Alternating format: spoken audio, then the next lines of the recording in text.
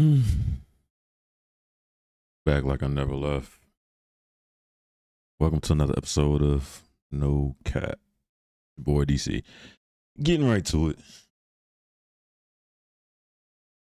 Addressing something that's a whole lot bigger than what it used to be and still growing. Sports media landscape. I feel like everything is sports related or entertainment related these days. Excuse me, because you got music bleeding into sports. You got TV shows, movies bleeding into sports. The average American is becoming a bigger gambler than ever before, messing with all these sports books and different gambling companies popping up, podcasts and shows left and right, breakdowns and prognosticators and everybody in the world talking about sports. But I'm approaching this entire conversation from a fan standpoint, right? Because if you approach it from the standpoint of a gambler to start off with, they just want to know how they can make the most money. And anything that leads to me making money is what I'm interested in, which is not really what sports is born from. Sports is born from competition. And you got the media side where, again, it's not really about the actual competition. It's more so about insight and storytelling around it.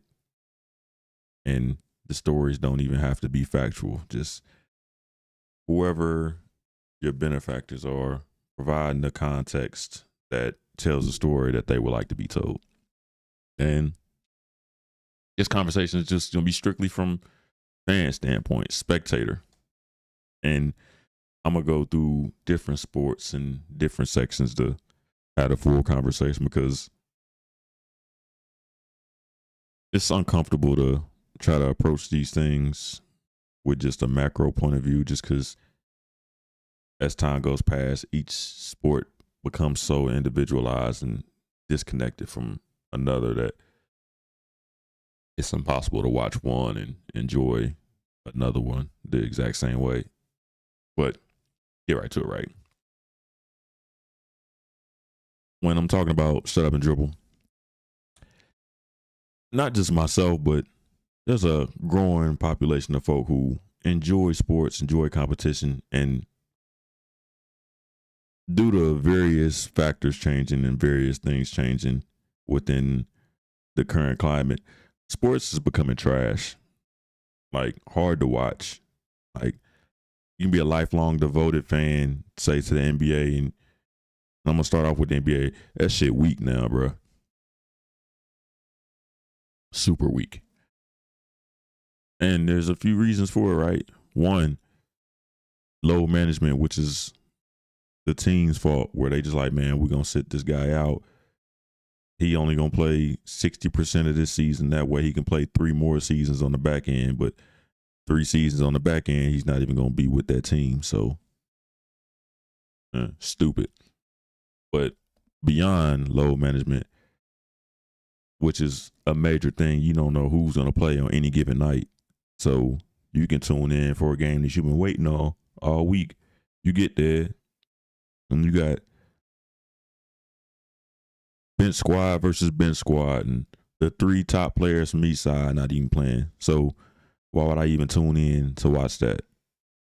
Especially if it's like a Tuesday or a Friday. Hell no. And another issue messing with the NBA, right? The culture behind the NBA is so trash where instead of making it seem like a privilege to play in the NBA, folks are privileged and in the NBA. And it's nasty to even consider because the job of a basketball player is not to play basketball. As crazy as it sounds.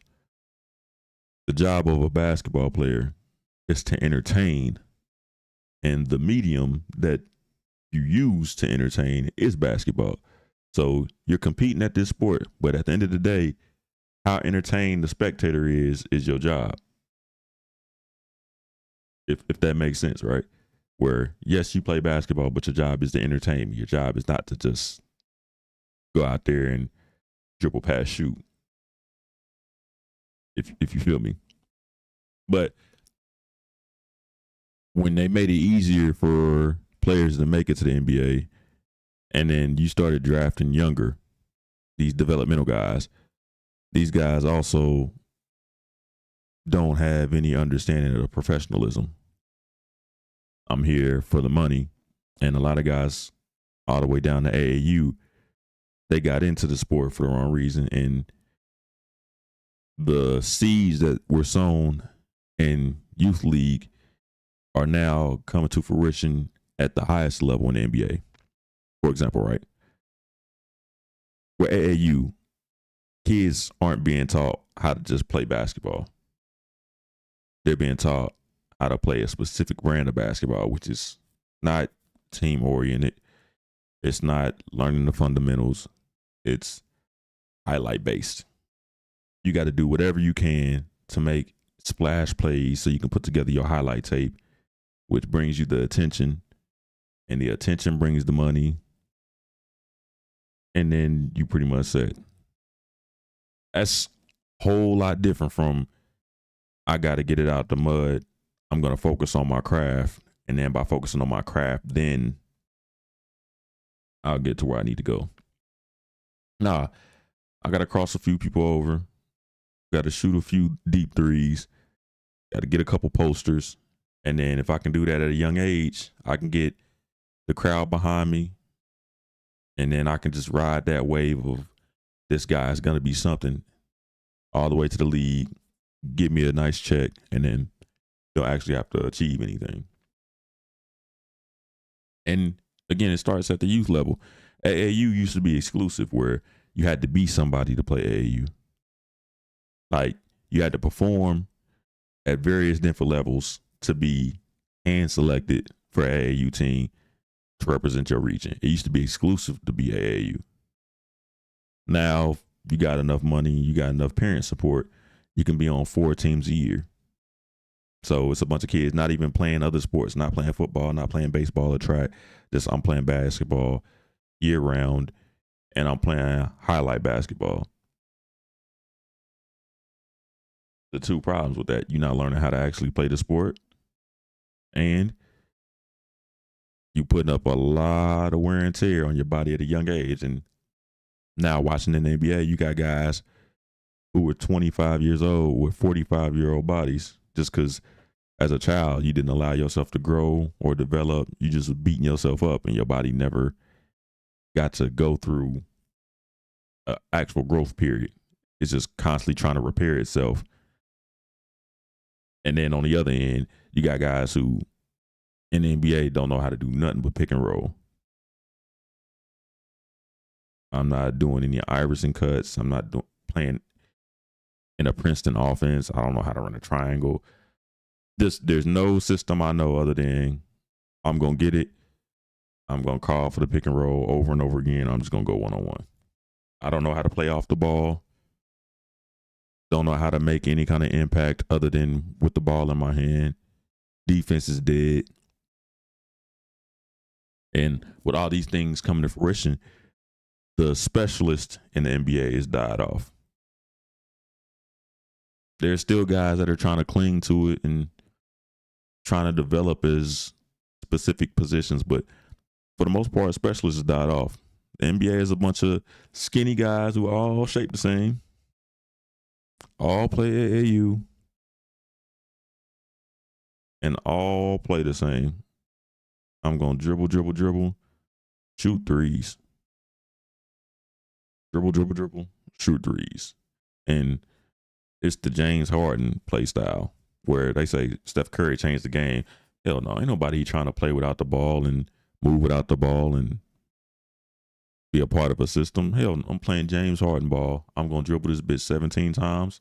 And when there's 4 seconds left on the clock, I'm either going to shoot a triple step back or I'm going to throw this grenade to somebody and hope I get an assist. And with all that happening, the part, again, that gets left behind in the conversation is, how do the spectators feel about it? Is it an intriguing product to watch? Fuck no. Like, basketball is worse now than it was before. And combining the style of play with the lack of American stars, the European guys are more like the guys from the 80s and 90s where they're playing hard. They're doing everything they can to escape their situations. So they come over polished and with more of that dog in them just because their upbringing, your upbringing and your environment as a child shapes your mental toughness and your approach to the sport or your approach to whatever your profession is. And you can tell because we got a lot of kind of well-off middle-class families, AAU players, guys that don't really have dog in them. Just, hey, my mom used to take me to practice. I was always told I'm good. I was bigger than everybody, so I must be him. There's a reason why Jokic be dominating these boys, man. Somebody got dog in them and somebody don't. And sticking with the NBA, right? The conversation goes from on the court where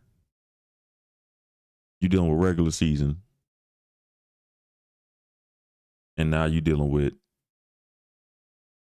the changes to the regular season, where starting with the play-in. The play-in, great idea. But then you got the in-season tournament, trash idea. Like, there's so many gimmicks. If you have to create a reason for somebody to care about a regular season game, then that means that the job isn't hard enough. If everybody's getting a shoe deal and everybody's got hundreds of $1 million and everybody's guaranteed everything that they've ever wanted in life once they got drafted, that means the job's not hard enough. Because there's a division between an NBA athlete and a regular person, where a regular person, you can not care about work one day and not be surprised if your ass fired. Should be consistent. If game 23, you loafing, then I'm only going to play 18 minutes. It don't really matter just because it's a game in October, November. Be able to fire his ass. You have to keep that balance because otherwise folk take it for granted, and that's what you can't have. And Adam Silver, I'm not going to lie, bad commissioner thus far, because it feels like the answer is always you need to get the players more. Nah, the answer has always been give players less. If you want to take this situation for granted, bet I'm going to go ahead and boot you out of here, and I'm going to give it to somebody who is not going to take it for granted. The biggest motivator is not reward. The biggest motivator is always consequences and fear of consequences. I'm going to make $1 million if I hit this shot. That's not the same kind of motivator as, hey, if I miss this shot, I'll never be able to play here again.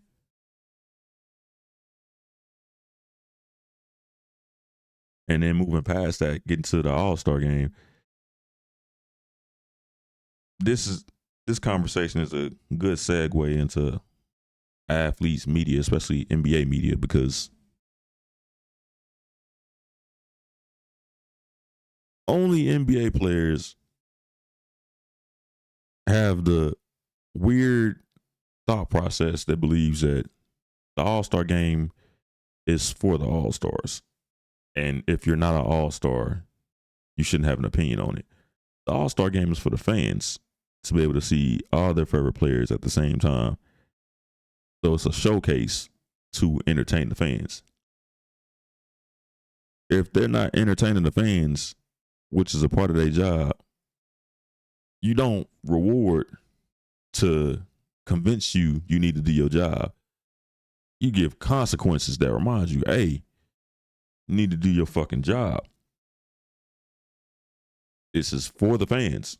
And that part gets forgotten a lot.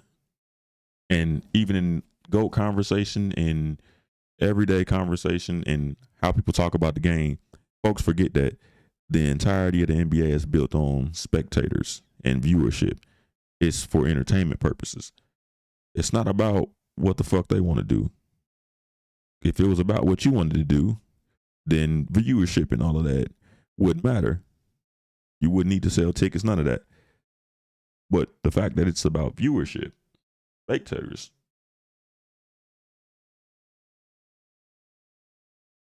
it means you need to be listening to the fans and not the people participating. It's a privilege to be selected as an all-star. It's a privilege to participate in the game. And it doesn't feel like that anymore. Now it feels like it's a punishment, which means there's an imbalance of power. There's only so much you can give before you realize that giving isn't what needs to be happening there. And the conversation about the All-Star game is interesting to segue into athlete media, because it's weird as hell listening to these athletes have podcasts, because there's a such thing as too much insight. A lot of folks and fans are realizing that a lot of their favorite athletes are just a bunch of fucking weirdos that just so happen to be taller or faster than the average person, but they still weirdos. Just because you're good at one thing doesn't mean you're good at multiple things. You can be good at grilling and be terrible at baking, and that's okay. They're both cooking, but it doesn't translate. Same thing with media, where you got athletes who, just because they're athletes, have podcasts or doing radio shows, and honestly, it's not a good idea, specifically for active players, because I was having a conversation with one of my guys. There are rarely any good active players doing podcasts. Majority of the podcasts from active players are either trash podcasts or the podcast is good but the player is trash. And I'm not going to be the one to say that you can't do both, but it is a bad look if I'm trash at my main job, but I'm focused on another.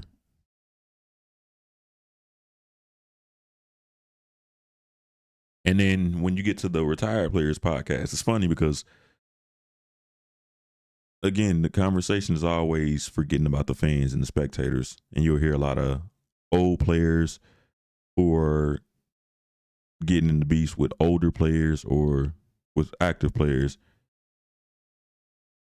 And the crazy thing is, the longer you out of the league, the more you sound like the players that you used to complain about.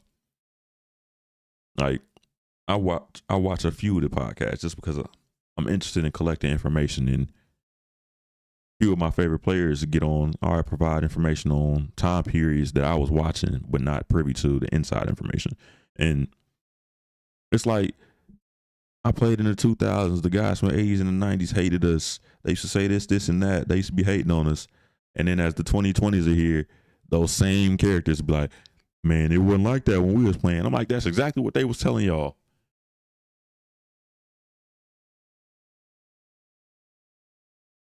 You just regurgitating everything that you were fighting while you were active, and now you saying the same thing now that you're not active. And because fans are fans longer than players are players. So fans will be there to view everything, see everything, and remember everything. And players, when you're no longer a player, your perspective changes. And before you're a player, your perspective isn't privy. So fans see the inconsistencies, and it's just like, how are you not aware that you said this when somebody else said that, and now you saying that when somebody else is saying this? Like, hypocrisy is real. But again, NBA, right? The viewers are gonna go down. Like, I can see it. The show that is untouchable when it comes to NBA, inside the NBA, and a lot of things the fans say, they say. Inside the NBA might get more viewership than NBA games just because they can see the quality is going down. and they say something about it.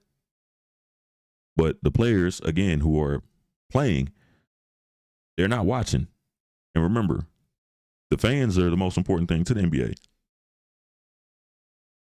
If inside the NBA is representing the fans, as a player, it'll behoove you to listen to what the benefactors are saying, what the constituents of your fans are saying, instead of fighting them saying, man, they don't know nothing. How you going to fight the people that's paying your salary? It got to make sense. But from basketball to football, and with football, it's even funnier because only in football does college translate directly to the pros, at least closer than college basketball, because a lot of NBA players aren't playing college basketball. And the ones who are, they're not playing college basketball long enough to even feel the effects of college basketball. College basketball is basically like its own thing right now. But college football,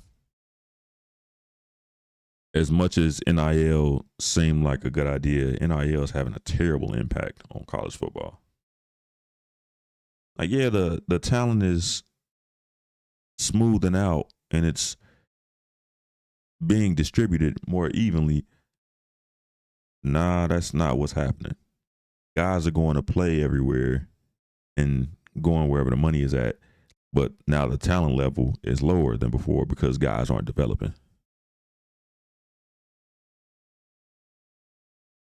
And with guys not being there long enough, you get the same issue you have with college basketball, where why should I care about any of these players? Because they're not in the program long enough to build that fan support. The one thing about Cam Newton is Cam Newton didn't get the love that he deserved in college because he was only at Auburn 1 year. He was at JUCO, and JUCO was JUCO at Florida, but didn't play. If Cam Newton would have played at Auburn for 2 years, he would have been way bigger of a star in college than he was. Because if you think about it, Cam Newton was a way better player in college than Tim Tebow as an individual. But that longevity of Tebow at Florida, Cam can't compare to that. He had years of support. He was able to muster up more support. And the same thing is happening now, where guys are bouncing around to so many different places that they're not really developing. It's, I'm playing here. I don't like how that situation is. I'm going to leave and go play over there. Don't really look too much different. And then the fans, naked eye, can't tell whether you're improved or whether the situation is just different.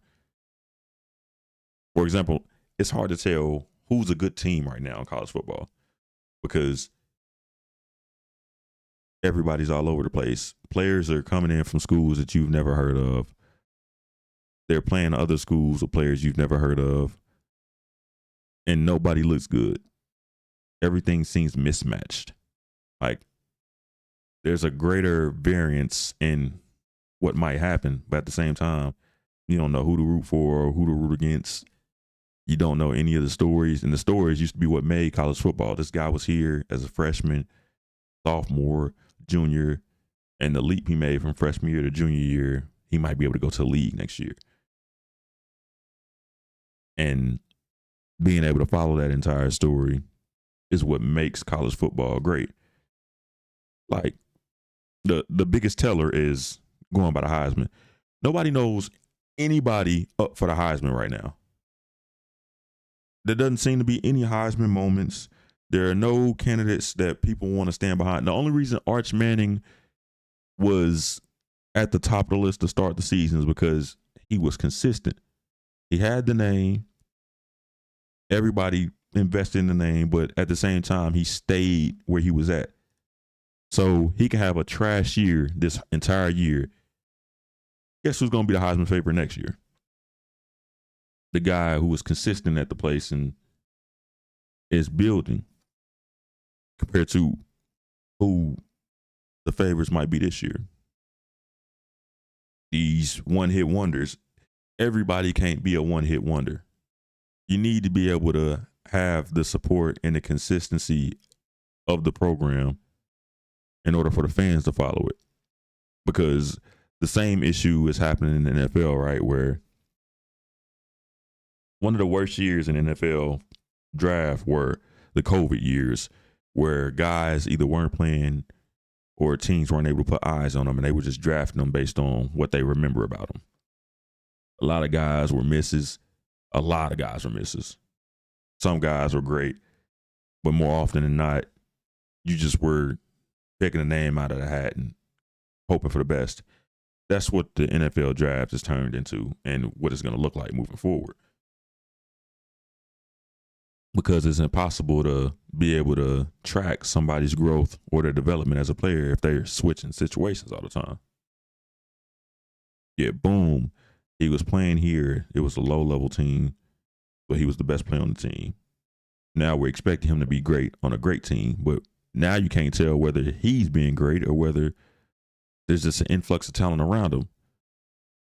Can't tell whether this person is standing out any, whether they're doing anything different, or whether just a new team. And with that, combined with the rules changes in football, it makes football a tougher product to watch. I remember there were constant rule changes because NFL said they wanted more offense and they wanted more touchdowns because that's what fans like. I was just watching the game. The score was 17-14. They changed all these rules to lean toward the offense, and it's still defensive battles happening more often than high-powered offenses going at each other. But you tilted the scales, and it still found a way to balance itself out, where offenses are still struggling, and then guys are drafting players and not really understanding who they're drafting and how good that player is going to be, watering down the product.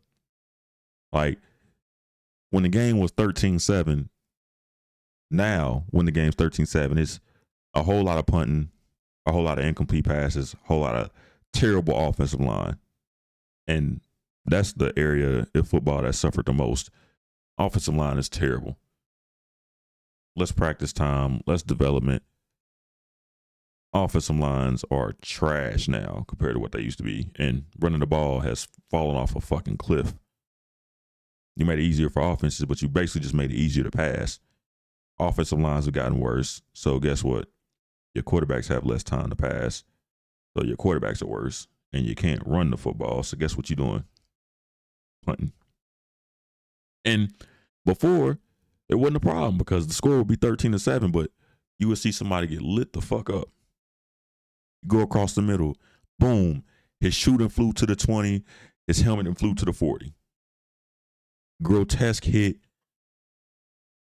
but he know better next time. The hits and the violence of football would drive people to watch the sport to begin with. So now, don't get the hits, don't get the violence, not getting any of the big plays down the field, not getting any of the high-scoring games, but the score is still 20-17.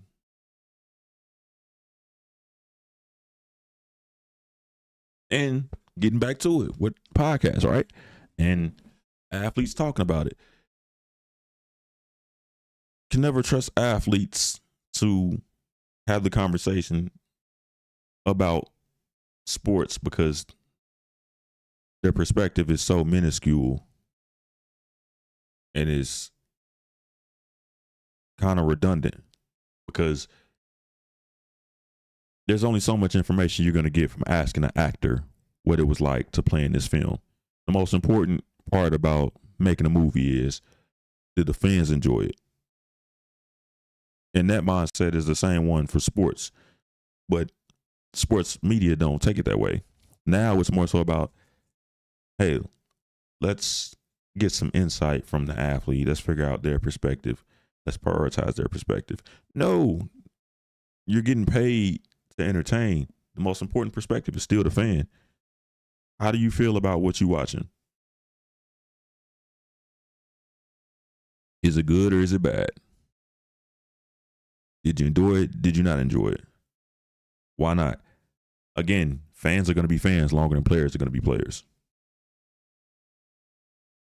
But when you ignore the fan and you pacify the perspective of the fan on the changes that are occurring in the sport, you combine that with the oversaturation of gambling, what you're going to end up with is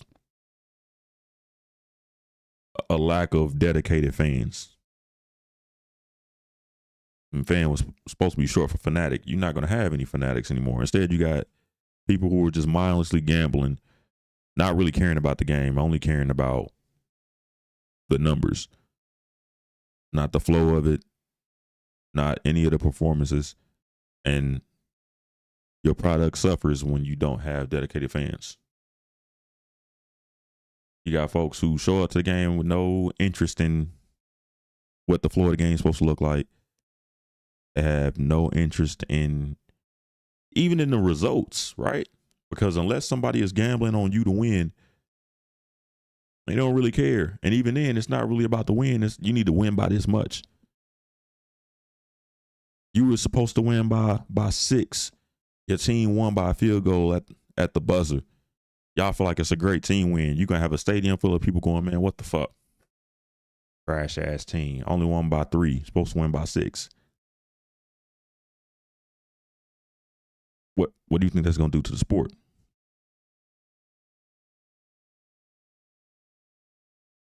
And you can't keep asking the athletes about that.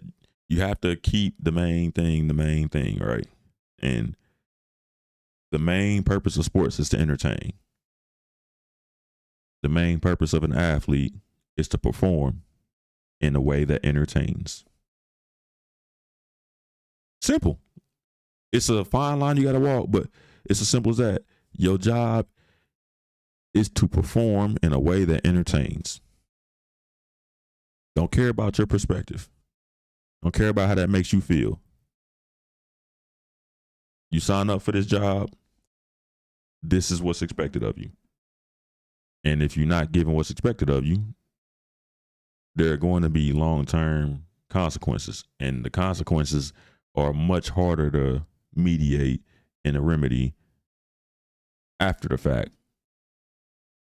Like, there are big TV deals. There's a lot of sponsorship deals, marketing deals that popping up right now while you got the attention. But once you lose the attention, the hardest thing you can do is try to get it back. Don't believe me? That there are plenty of sports leagues you can ask. Once you lose that attention, getting that attention back or trying to get genuine fans back, not going to happen. Got to respect the fan and listen to the spectators more. Got to stop doing everything for money. NFL owners, greedy asses. NBA owners, greedy asses. Private equity groups. Keep the main thing the main thing. The competition and making the competition entertaining should be the main thing. When you do that, you're going to make money. When you make money and you prioritize that over entertaining, FO, you're going to fuck around and find out. But as far as the athlete perspective, man, it's all on y'all. Keeping the owners at bay and keeping them in line and keeping the fans entertained is always going to end up falling at the feet of the athlete. And when you're distracted and you got too many other things going on that you focused on, you're not going to be able to do your job. Nah, my fault, man. I already quoted it, but quote of the day, Stephen R. Covey. Keep the main thing the main thing.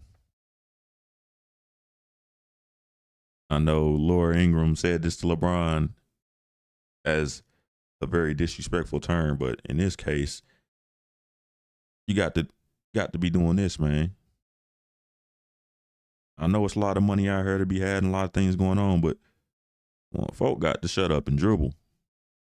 Keep the main thing the main thing. See y'all niggas the next time, man. Peace.